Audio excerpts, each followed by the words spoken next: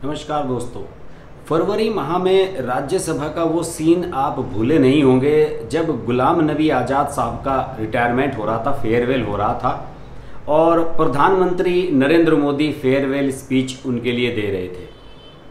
उन्होंने कई इंसिडेंट्स बताए थे कि जब वो गुजरात में मुख्यमंत्री थे और गुलाम नबी आज़ाद जम्मू कश्मीर के मुख्यमंत्री थे तो किस तरीके से गुजरात के लोग आतंकवादियों की चंगुल में फंसे थे और गुलाम नबी आज़ाद ने वहाँ खुद पहुंचकर मौके पर उन बच्चों को, उन पीड़ितों को गुजरात वापस भिजवाने में उनकी सहायता की थी और पर्सनल इंटरेस्ट लेकर ये काम उन्होंने करके दिखाया था।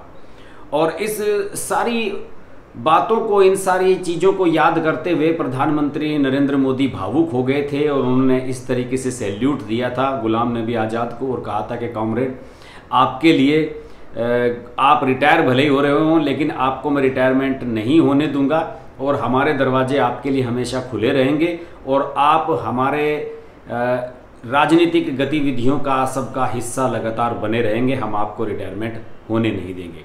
तो उस समय एकदम अटकलों का बाजार गर्म हो गया था कि नरेंद्र मोदी ने ऐसा क्यों कहा है। दरअसल उस समय हुआ ये था कि ग्रुप 23 का हिस्सा थे गुलाम नबी आज़ाद। ग्रुप 23 वो हिस्सा है जो कांग्रेस के भीतर रहकर कांग्रेस में सुधार चाहता है। इस एक चिट्ठी लिखी गई थी पिछले साल कांग्रेस अध्यक्ष को इन 23 नेताओं के द्वारा और इन सब लोगों ने ये गुजारिश की थी सोनिया गांधी से कि चुनाव कराए जाएं पार्टी के भीतर, संगठनात्मक चुनाव कराए जाएं जिससे कि पार्टी के अंदर एक डेमोक्रेटिक सेटअप डेवलप हो और पार्टी के जो नेता हैं उन्हें ये लगे कि हाँ वो भी पार्टी का हिस्सा है।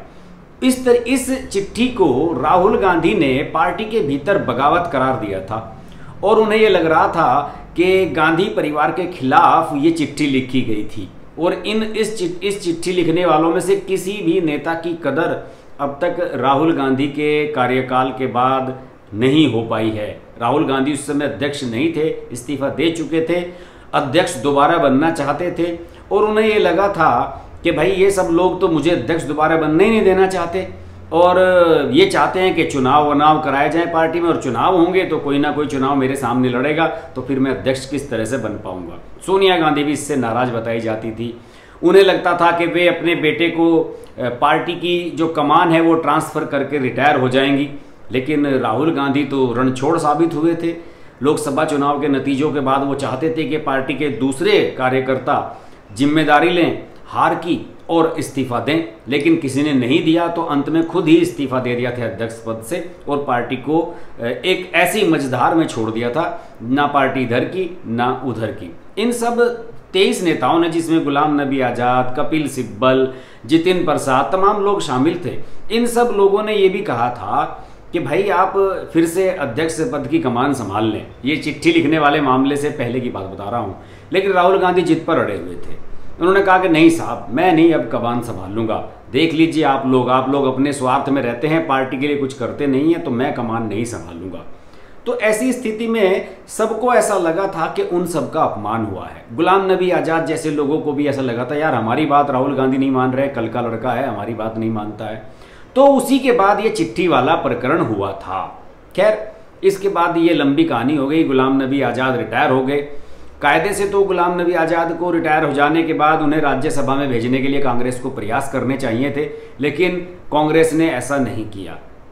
वैसे भी कांग्रेस की अब स्थिति वैसी नहीं रही कि वो किसी को राज्यसभा में आसानी से भेज सके। बहुत गिने चुने स्टेट्स में उनके विधायक रह जाते हैं और उनके संगठन या गठबंधन से जुड़े हुए जो दल हैं उनकी सरकारें हैं। तो ऐसी स्थिति में कांग्रेस के सामने भी ये मुश्किल थी कि गुलाम नबी आज़ाद को कैसे भेजें।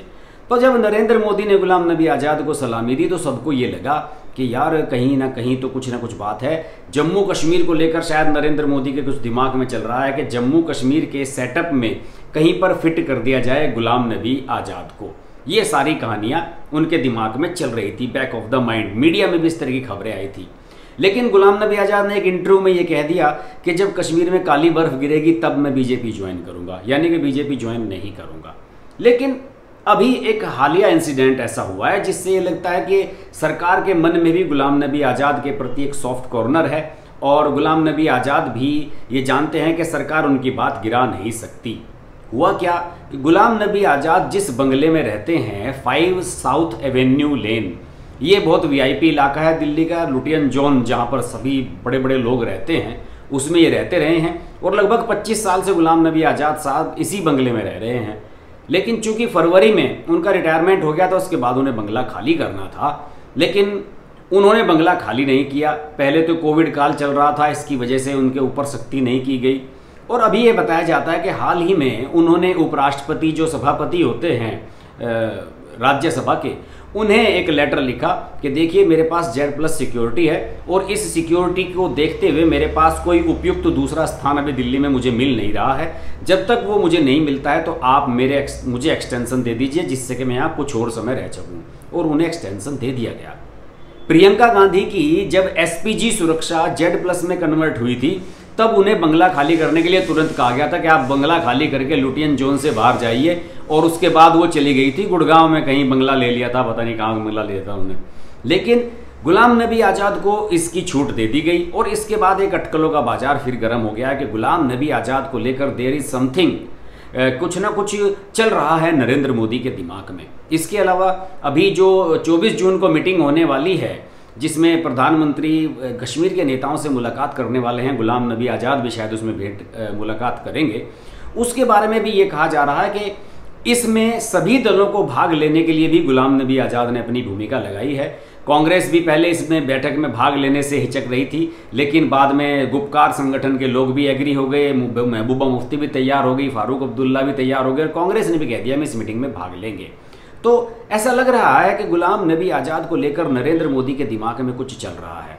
वो क्या हो सकता है? वैसे तो अभी हाल ही में महीने भर के भीतर महाराष्ट्र और तमिलनाडु कुछ 5-6 सीटों के राज्यसभा सीटों के चुनाव होने हैं और उसमें उम्मीद ये की जा रही है कि उसमें कम से कम 2 सीटें कांग्रेस के खाते में जा सकती हैं, और ये लोग मान रहे हैं कि शायद कांग्रेस वालों ने आज़ाद साहब को कह दिया है कि आपको हम राज्यसभा में भेज रहे हैं, आप निश्चिंत रहिए, और शायद इसी वजह से उन्होंने अपने बंगले का एक्सटेंशन भी कराया है।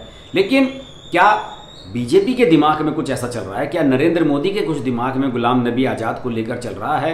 ये भी बात कहीं ना कहीं से तो निकलकर सामने आती ही है, क्योंकि उनके प्रति एक सॉफ्ट कॉर्नर मैंने अमित शाह की टोन में भी देखा है, नरेंद्र मोदी की टोन में भी देखा है, और जो सभापति हैं वेंकैया नायडू उपराष्ट्रपति, उनके टोन में भी मैंने देखा है। देखते हैं किस तरीके से गुलाम नबी आज़ाद को हैंडल किया जाता है। क्या कांग्रेस उन्हें राज्यसभा भेजती है या फिर बीजेपी उनकी हेल्प करती है किसी तरीके से? इस पर सभी की हमारी नज़र बनी रहेगी। गुलाम नबी आज़ाद पर मैंने पहले भी कई वीडियोस बनाए हैं, आगे भी बनाऊंगा, और अगर मेरे वीडियोस आपको अच्छे लगते हैं तो उन्हें लाइक करें, शेयर करें, सब्सक्राइब करें मेरे चैनल को, और अगर आप मुझसे लाइव जुड़ना चाहते हैं तो नोटिफिकेशन के लिए बेल आइकन जरूर प्रेस कर लें, और अगर मेरे व्हाट्सएप ग्रुप का हिस्सा बनना चाहते हैं तो मेरी मेंबरशिप आप ले सकते हैं, और रोजाना रात को 10 बजे का जो शो होता है उसमें आप मेरे साथ लाइव जुड़ सकते हैं। देखते रहिए हर्ष की बात लाइव। नमस्कार। अगर आपको हमारी वीडियो पसंद आई तो वीडियो को लाइक करें, चैनल को सब्सक्राइब करें और नोटिफिकेशंस के लिए बेल आइकन को प्रेस करें।